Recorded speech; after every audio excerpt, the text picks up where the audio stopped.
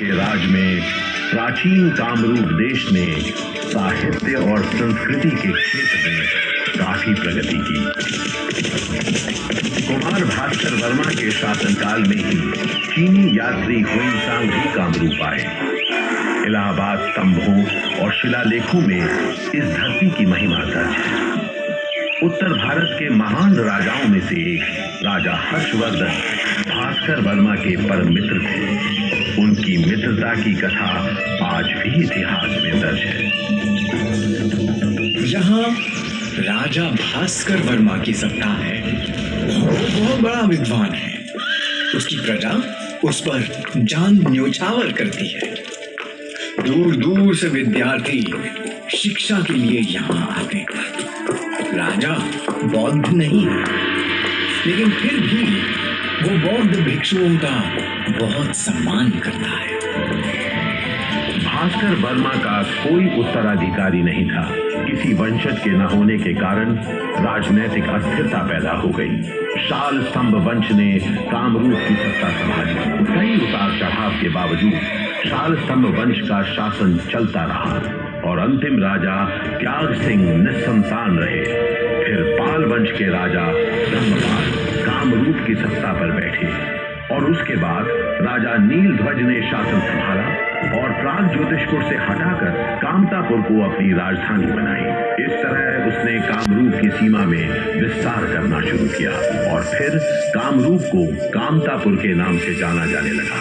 राजा नीलध्वज के देहांत के बाद राजा दुर्लभ नारायण कामतापुर के सिंहासन पर बैठे तो उनके शासन काल में ही कायस्थों के 7 परिवार और ब्राह्मणों के 7 परिवार कन्नौज से आकर कामरूप में बस गए, जिनमें श्रीमंत शंकर देव के पूर्वज चंडीगढ़ ब्राह्मण भी थे। दुर्लभ नारायण के बाद राजा हुए चक्रध्वज और इन्हीं चक्रध्वज के शासनकाल में सन 1449 में महापुरुष श्रीमंत शंकर देव का जन्म हुआ।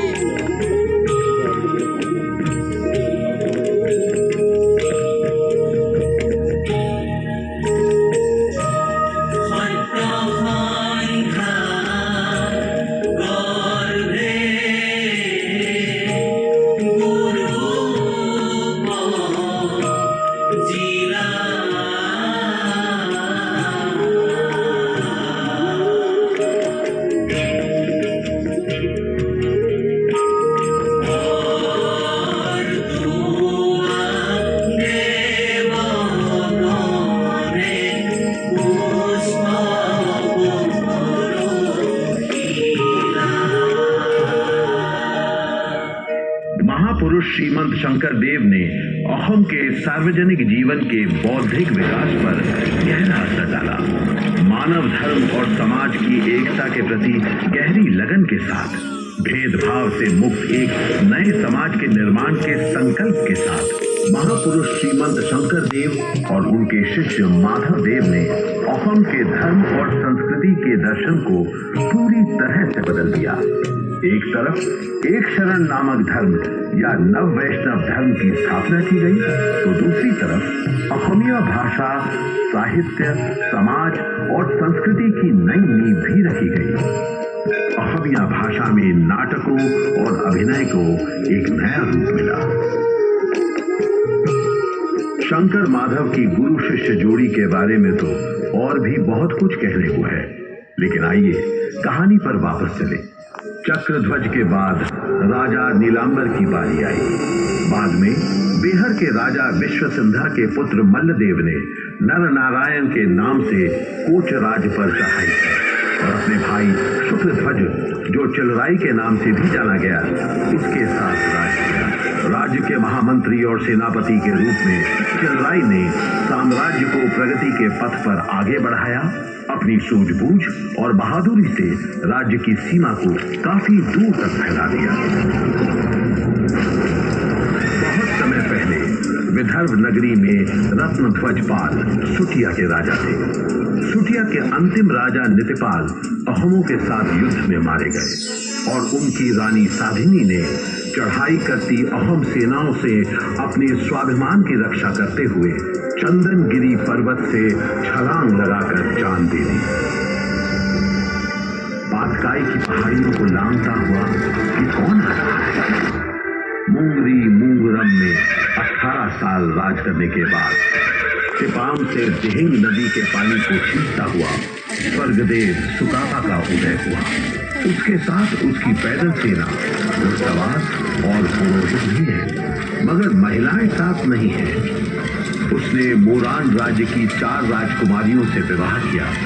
वो कामरूप के अन्य राजाओं से समझौता करता हुआ आया और स्वर्गदेव ने जल्दी ही पूरे प्रांत पर आधिपत्य कायम कर लिया। सुखाफा एक अपराजय राजा के रूप में उभरा और उसका साम्राज्य अहोम की धरती के नाम से जाना गया।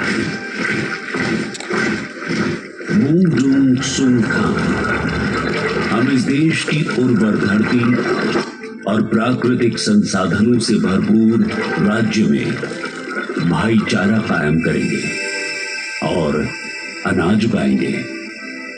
बराही, कछारी, देवरी और सुटिया के योग्य बुनकर रेशम, पाट और मूंगा के कपड़े बनाएंगे और यहाँ के नागरिक खुद अपने लिए 2 छतों वाले घर बनाएंगे।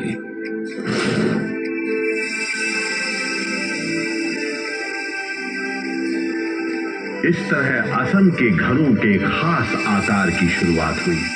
स्वर्गदेव सुकाफा ने नए विचारों को इकट्ठा किया और नई प्रेरणा के साथ असम में सामाजिक बदलाव के लिए बोर असम की नींव रखी। 39 वर्षों के अपने शानदार शासन के बाद कमजोरी और बुढ़ापे के कारण वो 1268 में स्वर्गवासी हुए।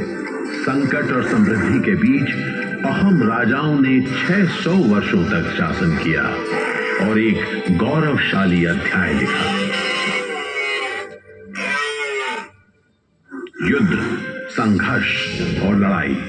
अहोम की धरती पर इसकी शुरुआत किसने की? क्या ये मुगल आक्रांता नहीं थे? 1 नहीं, 2 नहीं, बल्कि 12 बार मुगलों ने अहोम पर आक्रमण किया। पहला हमला सिरसाको की लड़ाई में हुआ। तुर्की सुल्तान बख्तियार खिलजी ने हमला किया, लेकिन कामरूप के राजा पृथु की सेना ने अपनी रणनीति